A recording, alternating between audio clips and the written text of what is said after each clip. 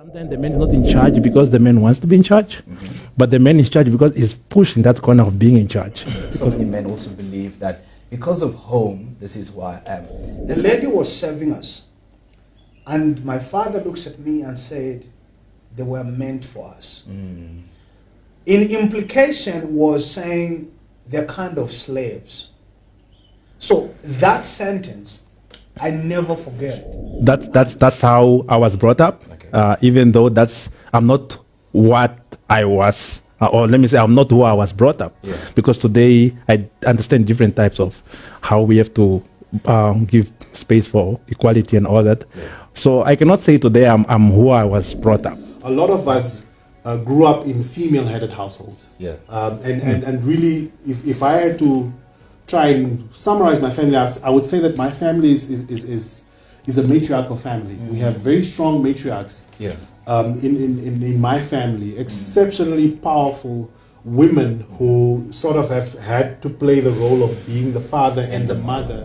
There's an African saying that says it takes a village to raise a man. So the gender-based violence that we see in our society, especially in Namibia, are we then also saying that this same man is raised by society and comes from our very own homes? Part of your manhood is that you must showcase courage through violence and through fighting. Yeah. And that's really my first sort of interaction with violence that I saw playing out in our society. Okay. Now, Being mentored that you are in charge, you're supposed to be the leader, and you can have many women as you want. So there was some form of violence I have perpetrated towards women, not once, often. yeah. And if I think of those moments, and now that I'm on this side, going through transformation, I had to seek a lot of counseling and help.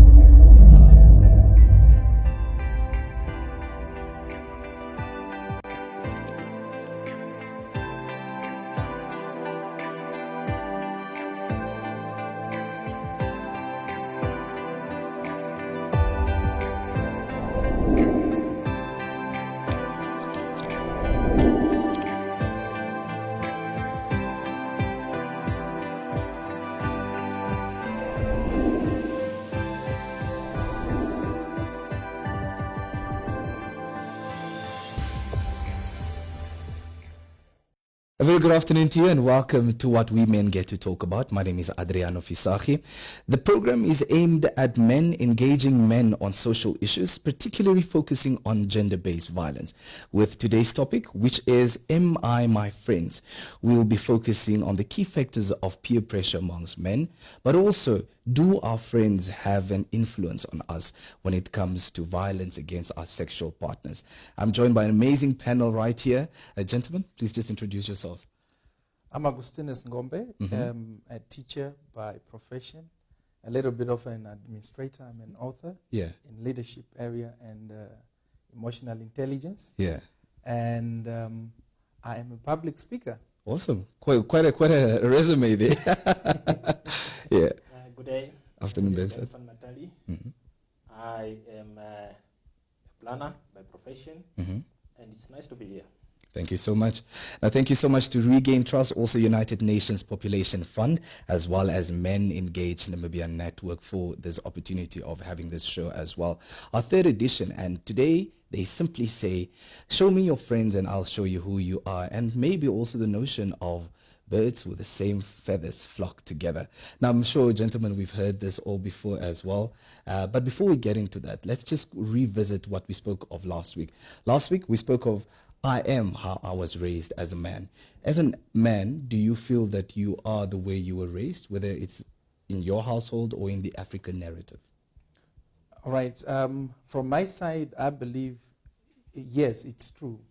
On a basis that every house stands on the foundation that is laid. Yeah. And if you look at the first place that give us orientation of life is our parents or wherever you were raised. They give you the what to do and what not to do. Absolutely. They will tell you this is dangerous, this is safe. Yeah. So you get to register that and you adopt it as as principles that can help you to be able to establish whatever journey of life that you take. Yeah. But we cannot say that with that foundation, they limit you not to be able to be flexible enough to adopt some new principles that Absolutely. may be working in your environment, because I believe the certain things that worked 20 years ago may not work in our era now. Absolutely. So there should be that flexibility, though foundationally you must acquire it from home. Thank you so much. Vincent? I believe I am how I was raised here because of the fact that my parents, before I came to know about issues of equality, before I came to know about issues of gender-based violence, Yeah. I could see some kind of equality being practiced at home. Absolutely. And that made it possible for me to be able to adapt to the new environment when I learned about equality, when I came to situations where I have to practice it within my home, Yeah. within my family, when I got married. Yeah. It became easier for me Yeah. to adapt. Yeah. And I did not find it difficult for me to treat my wife, my spouse, equally Yeah. as myself. Absolutely. So it had an influence basically on my life, and I'm reaping the results. Absolutely. And they are nice. Yeah. No, I love what you said there, especially with you, with the principles and all the fruits that you're reaping now. And I believe that shows that we need to either take up leadership positions, but also compromise in a sense, right? Absolutely. Now, today it says, am I my friends? I think we've all heard this before, whether it was in our youngest relationships that we started off where the girls were like, no, man, Benson, you can't be going with that friend. That friend is a bad influence in your life. Have you based any of your decisions based on that? Influence of friends? I would say whether we want to ignore it, whether we want to look advanced or not, we need to acknowledge that we are social beings. Yeah. And as social beings, there is that need of sense of belonging. And that void will always be there until you are in a circle of others whom you can easily identify yourself with. Yes, friends make influence on our decision making. Absolutely. The only thing that we can acknowledge is how is your choice of friends? Yeah. What makes you want to belong to a certain group? What makes you want to identify with a certain people? Yeah. Is then it comes back to yourself before you choose others. Have you discovered yourself? Yeah. So those are the fundamental questions that we ask ourselves in order for us to assess and see if it's really necessary or if it's beneficial or relevant to choose certain people to become your friends. Exactly. Now, based on what he says there, Benson, maybe you can just explore a little bit of, before getting into, asking the relevancy of being in this friendship. Have you been in a situation where you felt that you're in the situation because of peer pressure? Yes, there are some situations where you find yourself taking decisions because of the friends. You find yourself being cornered because you want to identify yourself with your friends. And as such, you end up taking that decision based on what you heard from your friends. Yeah. And based on the influence that you are getting from your friends, you take that decision. For example, there was a time that I was told, if you date one girl, you're going to commit suicide, my brother. Because if she disappoints you, you're going to be all alone. And it comes back to yourself. When you sit back and reflect on what your friends are influencing you about, what they are talking about, how they are acting, and you have to sit back and reflect and see whether you follow your friends or not. Of which, in that case, I had to make a decision. And the decision that I took, I do not regret it. Of not following what they said. Definitely. But have you been in that situation where you almost did what they said? Yes. Many a times. Many times you even end up in places where you are not supposed to be, and you ask yourself, but how did I get here? End up here? Yeah. Augustinus, let's explore that as well with you. Because I've heard that narrative so many times where people are saying, or friends would say, no man, Augustinus, don't be just with one girl. and maybe that's the bro code that we have created amongst ourselves. You're not man enough if you do not explore different avenues. That type of pressure. It's true. It happens to everyone. Yeah. It's just based on how you choose what to do that makes you maybe be safe from that. I cannot say that I have not experienced that. I've experienced peer pressure. For instance, I grew up in the village, not in Rundu. I grew up in Kavango region, village. Now after that, I have to come to Vindu for university. You can imagine that transition from a village where parents tell you what to do. Now you're at the university where you are free to do almost anything that you want to do. Yeah. So having to get a girlfriend in Vinduk, far away from home where the parents are, it means the girls here would want to go to a restaurant. Yeah. We never had one in the village. Yeah. So what do? Your friends will tell you, if you don't take your girl out, then you are useless. So you have to find a way to be able to adapt to that. But the only fallback I have had is because I've had a strong background where my parents have laid a stronger foundation of moral compass. Where when others are about to mislead you, you may fall for it, but then after thinking about it, you go back to the principle which you were told and remember the aim that you came here for. Yeah. Now, that may have fallen. Sometimes we might have fallen as men. Are we as men very influential by our very same old friends to say, come on, Augustinus Benson, let's just do it, man. Let's just go with the flow.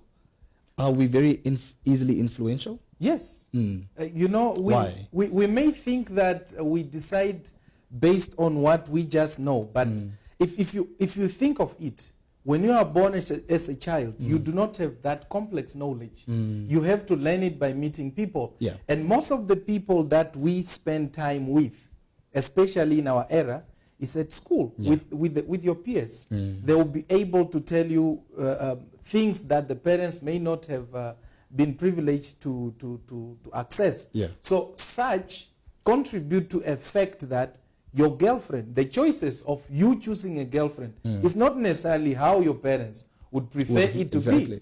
But because you are having a certain association of your friends, they will tell you, a certain girl will fit you and the other one may not fit you. It's not based on what may work as a lasting, but it might be pleasurable. This is why we see some youngsters who were raised properly in their homesteads, then they start abusing drugs and they start abusing girls because their friends tells them, if you do not slap your girl, then you do not show love. So the influence of friends is really easily influential within our decision making. It's very strong. I love the fact that you explored on the slap. Let's pause that one for now. Benson, on your end? Yes, I wanted to say that influence has two parts of it. There is a positive part of it and there's a negative part of it. And both of them have an impact in terms of behavior, have an impact in terms of attitude, have an impact in terms of actions that an individual has to take. So the biggest question that one would ask themselves, is this influence positive? Is this influence going to yield better results for me? Because sometimes we are influenced by the factors around us. For example, if I am influenced by my peers that I cannot cook as a man, they are telling me, my brother, something should not be right with you if you are cooking at home. But yet when we were dating with my wife, I would call her, you can come and visit for dinner. And then you would cook. and I would cook. And yet, when I want to get married, these guys are influencing me during the bachelor party. They're telling me all these kind of advices. It goes back to myself. What type of a decision am I going to take? Am I a man who wants to remain in my principles, or am I a man who wants to be easily influenced, swept away by the influences of my friends. Yeah. Influence will always be there. Yeah. But it can either be negative or positive. Yeah, I like the fact that you are focused on the cooking aspect, because such different chores is what you said is being spoken of at either the bachelor party or just if men go for a beer out with the boys or in the gym. Oh no, come on, Benson, you don't allow your wife to do that. Or why are you doing that? That's a woman's job. Even just ironing your own shirt. When in varsity, perhaps, when you came from Rundu all the way to university, you had to iron your shirt or lay it under the bed to make sure that the crust is gone. So what makes the difference now that you can't do the same chores as the woman does? So the influence of friends on that decision can definitely lead to what we've now seen, violence towards the women that we love. Yeah. So let's explore the aspects of violence, because can our friends really lead us to that extent to say, no, man, Augustina's Benson, just slap her, get her in line? There's definitely that motivation. If you look at what causes violence, Yeah. most of the time it's proving a point. The society or a group of your friends believe that life was supposed to be lived in a certain way, and if you change to live it in a different way, you look weak. Yeah. What are these ways? So, for instance, if a group of your friends says that you cannot allow your girlfriend to be able to access your phone, and you cannot date one girl because, like Benson said, if you date one, there's a likelihood that you will commit suicide, because if this girl dumps you, then you will feel very useless and dumb. Is this in turn, perhaps we just pause there while we have the notion of, you know what, I'm dating a girl for the first time, and in many cultures we've seen this, especially in Namibia. I've dated and committed myself to one girl. She cheats, but I've been cheating as the man, and now I kill her because she cheated. Yeah, this is why I said, a certain belief of a society or a group of people makes you feel you need to keep up to meet that standard in order for you to qualify to be a man. Yeah. If the society believes that it's okay for a man to cheat and it's not okay for a woman to cheat, what do you do when a woman cheats? You must be able to work hard to meet that standard in order for you to be qualified as a man. Yeah. So you will do anything to be able to maintain it, and this leads for a person to make stupid decisions. Like, out of frustration, you pick any sharp object and step. Yeah. And in the end, you'll be able to kill. What caused that? What motivated that? The society, a group of men believes that it's okay for a man to cheat, but it's not okay for a woman to cheat. Yeah. In fact, Adriano, there's what I call too much pressure on the side of men when it comes to societal expectations in terms of what an ideal man should look like, and how I should behave, how I should conduct myself, and the norms that I should follow. And they put me into what I will call a gender box. Yeah. And once I'm out of that gender box and be able to behave otherwise, I'm labeled names. You are the legs of men, you are not real, you are not man enough. All those kind of terminologies are being used towards me, because I am able to move out of what society is telling me and ascribing to me to be a real man, what it means. Yeah. So that would also, in many ways, lead to gender-based violence if I remain in that box. The frustration. The frustrations The that anger. will be there, because my anger jar will overflow, and it will result So in in gender-based turn, would violence. one then agree to say that am I my friends? Or is it, where do we then draw the line to say, you know what, I've separated myself from the bad influence. I've separated myself from the toxic voices of my friends telling me, oh, you're not man enough, or you need more women to define you as a man. I have learned to differentiate in life between what my friends are saying and what I am saying. Yeah. Because I remain as an individual despite the fact that I have friends. No matter what my friends are saying, I should remain as an individual. And as an individual, I should be able to make my own decisions. Yeah. Personal decisions which I see that today, tomorrow, and in the near future will have a greater impact, Yeah. even on my children, especially my boy child. Yeah. Even my children's children will be able to look towards me and say we had a great father Yeah. who was non-violent, who looked after my mother, Yeah. who looked after my sister, who never practiced violence, who enjoyed equality at Yeah. home, who would cook, who would do laundry, who would do anything at home Yeah. without causing harm to Exactly. anybody. And maybe cut all these terminologies of you're not man enough, you're not man enough. Yeah. So, and maybe from your side, Augustinus, in terms of how do you feel Benson got there? It's 100% I am what the society of friends says. I will use a terminology or a concept we use in business.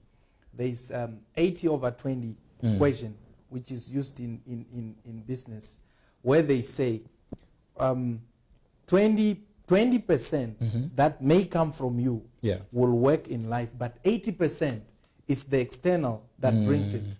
Or we can use the concept of the ocean. The ocean depends on rivers that feeds it.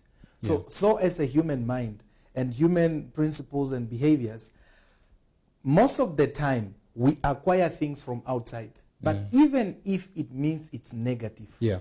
it may teach you to do the opposite of that. Yeah. So for me to be able to know that drugs are dangerous, I might have observed what it have cost to certain people. Yeah. I might have seen my friends being misled. And me associating with them, I get to learn through that behavior to be able to know how I can make the right decisions. Yeah. Or even when it comes to relationships, we might have seen that our friends have abused, do not respect their partners.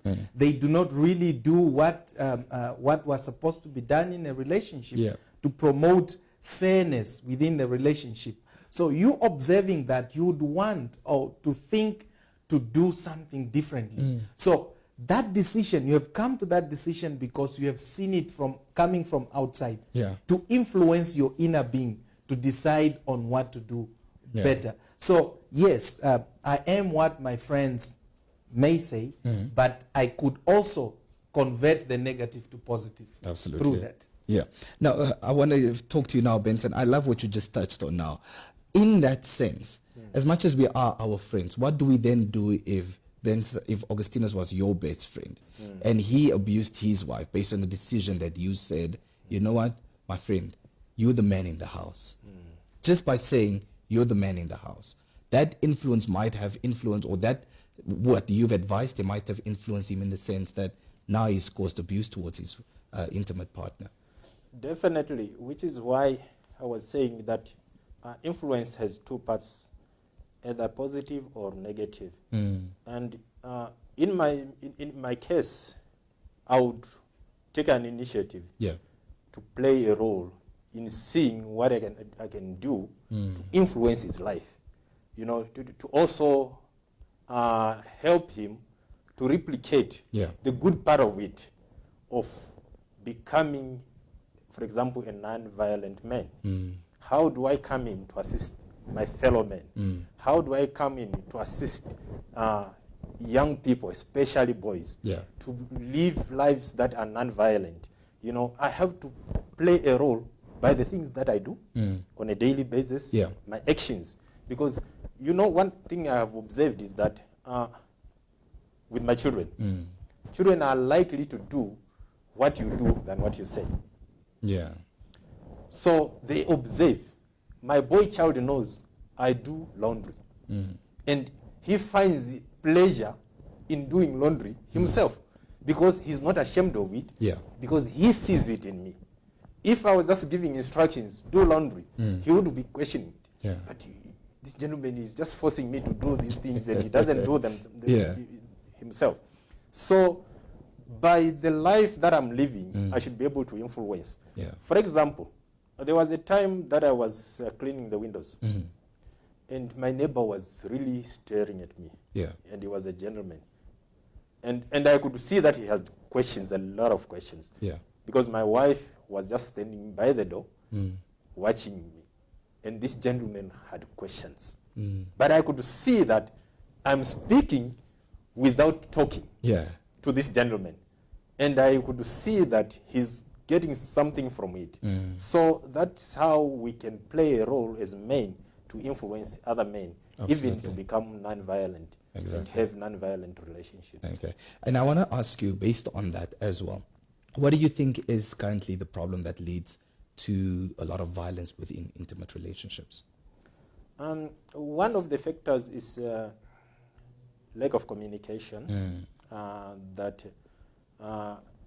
instead of many times we men, Yeah. we are in those gender boxes that I spoke about.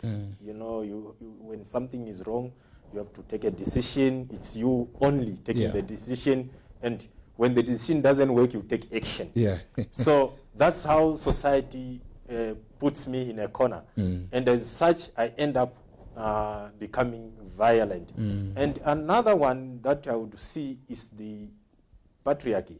Patriarchy is one of the main factors that contributes to Yeah. violence.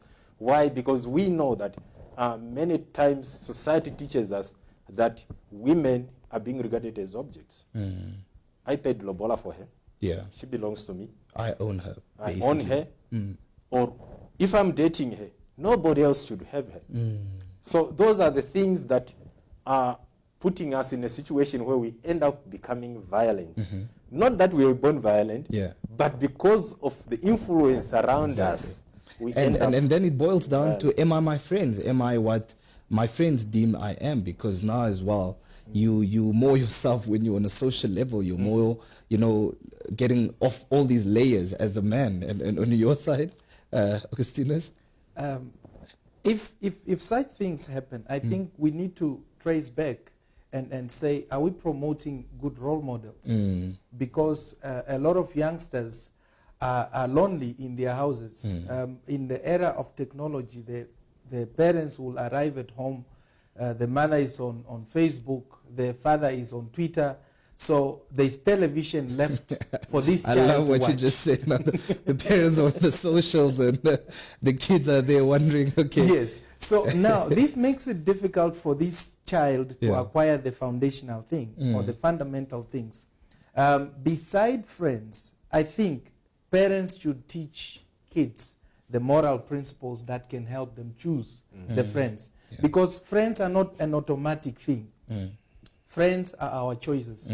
You can choose to dissociate from a certain group if Yeah. you see or you sense danger. So, but if a child doesn't know that, if a child lacks self-esteem, self-confidence, or self-image, then they would think that if you meet a person who have accepted you, whether they are making decisions to mislead you, Yeah. you must just belong to that. Yeah. Because you as a human being has a need to belong. Absolutely. So parenting need to really be taking its leading role in the homestead, because what you do not learn at home, you are likely not to learn it From your friends. outside or Yeah. from your friends. Yeah. So there should be that fundamental things, and the society need to promote good role models. Yeah. Because what you see on TV, when someone is at the bar, having a Mercedes Benz, drinking, having so many naked girls around them, that makes them celebrities. What then comes in the minds of these youngsters that we raise? A child would think you need to have more girlfriends in order for you to become a man. Absolutely. So, but if we change that and we introduce good role models, being on our television, in our newspaper, in our music, music is a very strong instrument Absolutely. that can lead or mislead a nation. So if we do things in entertaining world that are so misleading and we celebrate them, Yeah. we should not expect the society to have men that are having moral Yeah. principles. More positive message as well. Yes. Yeah. Yes. From your side, Vincent? I would say that Maybe what works for your house? What's currently working for your house in terms of, because you've said you're being very influential towards your son by saying, you know what, I'm going to wash the dishes. I'm going to show you how it's done in order for them to follow, as opposed to saying, do the dishes. But what else works for you in your homestead? what works for me more is the issue of communication. and also leading by example. That it being vital. Yes, because without leading by example, the influence that you're going to bring out, Yeah. it is something else. It might be skewed and you will not know about it, which is why it is important for me to be able to lead with an example. Leading by example is by doing it. Yeah. Doing the things that you expect other men to be doing. Yeah. I expect other men to be treating my sisters the same way that I'm treating my wife. Exactly. So as such, I expect my child also, as he grows up, he can be able to become like myself. You know, children, there is a likelihood, even in terms of profession, when you ask your child, what do you want to become?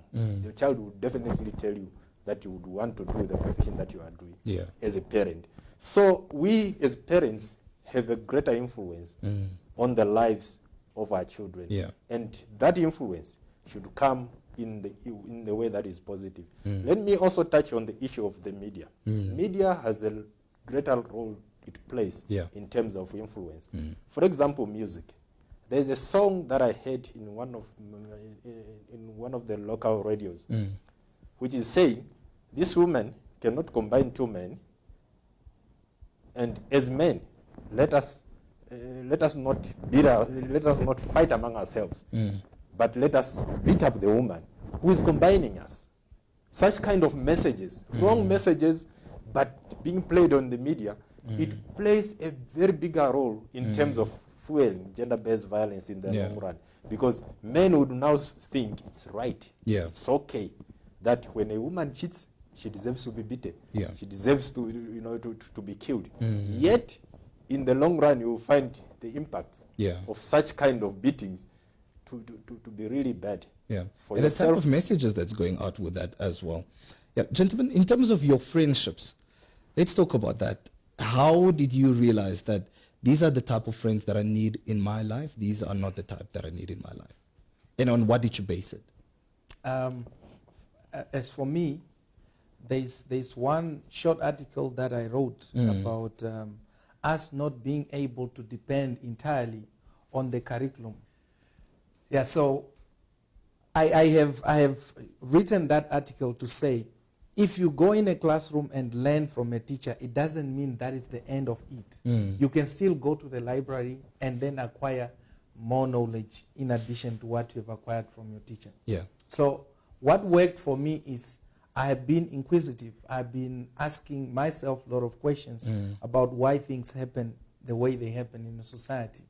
I do intensive reading or extensive reading to understand what it means to be a man. Because learning from your friends entirely, you all do not have any experience. So what you will do is, it's a gang of boys who are having a experimental spree, going about experimenting on other people's lives. These are women, and they may be innocent because you are all experimenting. What do? You abuse and you break all the rules because none of you has knowledge of the consequence of what you do. So I do reading. I associate with people who are older than me, asking questions to understand how they've made it. Not every elder, though, because some of them are also at the stage where the teenagers are. They have not yet discovered themselves. So I select those who are making impact to be able to learn the positive in order for me to use it in my life. But you just said now, which is, as much as you're exploring and doing all these things and experimenting, do we really do it with friends and the circle of people where we do it without having knowledge of what the repercussions of those are? Or is it that we have this, there's a word that says YOLO, you only live once. No, but when, in terms of having that fun and then realizing, okay, no, there are actually rules. And these are the rules that I need to mitigate and do. We go about it because society has normalized it. Because if society made it to be abnormal, we wouldn't dare to do that. Because we'd be ashamed of practicing that. But if we see it even openly done on the media platform, television is telling you a person publicly singing that you need to have 10. You need to have 20. You need to slap a girl. You need to do that. Treat a girl or a woman as an object. So then the society would tend to believe that it's normal to do that. Exactly. This is why the children or the boy child go out there and learn from television and then come back to the society to plow back what the society has given him. Yeah. And then we look at it as abnormal. But if before we term it abnormal, we should find out whose child is this? Who lives in this society? Yeah. Are these Where does people- the child come from? Where does this child come from? If it's from our household, that means this child has not learned it from far foreign land. This is why I say, you know, a child who has never been in China would never know how Chinese treat each other until he meets the Chinese or until he meets the European, until he meets the Americans. Absolutely. So there should be that interaction. That is what informs this child to do what they do. So the society is giving the poison to the kids. And when they bring it back, we complain about it. If we want to solve it, let's cut the source of the poison. Yeah. Vincent? I would say that choosing of friends, for me, it has been something that has been very hard. Yeah. Because the first friend that I had, it was my father. To such an extent that I would ask almost everything and would speak about almost everything. Yeah. So that's the kind of a friendship that I expected from even friends, from my peers, those people that I went to school with. Yeah. And at many times when they come up with something else, I had to go and confirm it with my father. And when it's not in line with what my father is saying, that cannot be my friend. Yeah. So that has been the trend that I have been using. And it had some kind of impact on my life in such a way that I wouldn't be having friends. I would find myself alone because I'm not conforming to what they want to do, to what they want to talk about, to the things that they want to behold, you know. And as such, we end up separating, you know, without becoming friends in the long run. And also, secondly, the issue of present fathers. In the present time, there is a challenge of present fathers. Fathers are absent. They are not in their homes. They are not with their children. Fathers would rather pay maintenance for their children than spending time with their children, mentoring them, teaching them what is good, what is right, what is wrong, you know. And that has a negative effect on the child in the long run because of the absent fathers. Absolutely. And I would recommend that fathers should be present in the lives of their children, especially the boy child. Because the boy child is being left alone, you know, while the girl child is being taken care of, being regarded as soft. She has to be cared for. What about the boy child? The boy child grows up being aggressive and in the long run becoming very violent. Absolutely. Gentlemen, I couldn't agree with you much more. So, last message before we get to say goodbye. If there's a man out there that's watching right now that has made a decision based on his friends to practice violence towards his woman or his intimate partner, what is your message for that person? Mine will be short, saying, let's go back to the golden rule, which says, do to others what you want others to do unto you. So if it's the father, raise that child to be like your son-in-law. And if it is the mother, you must raise that boy child to prepare him to become a better partner to another woman. Don't do injustice by excluding things which are very vital in his life. Expose him. Let him learn. Let it be fair for him. Because going out in the jungle, it may not help him to become a man you want him to be. Absolutely. Answer from you?